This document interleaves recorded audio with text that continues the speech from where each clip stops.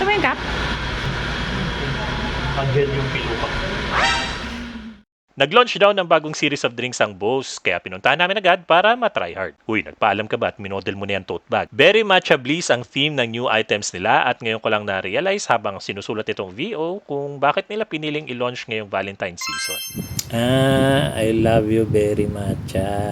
Pasensya na po kung slow. Kung di nyo pa alam, di ako talaga matcha lover. Kaya si Tryhard Girl na naman ang masaya sa lakad na to. And according to her, nagustuhan naman niya ang tamang balanse ng strawberries, cream, and matcha nitong strawberry matcha freeze. Gusto rin daw niya na buo ang lasa ng matcha ng drink na to. May real strawberries pala to, by the way. Pasado rin daw ang strawberry matcha cheesecake. Good ang texture at may kanya-kanyang shining moment ang lasa ng strawberry matcha at cheesecake sa bibig. But whether you should pair the berry matcha drink with the berry matcha cheesecake is something we'll leave to your discretion. Pwede naman, if you like strawberries and matcha, berry matcha. Gets nyo?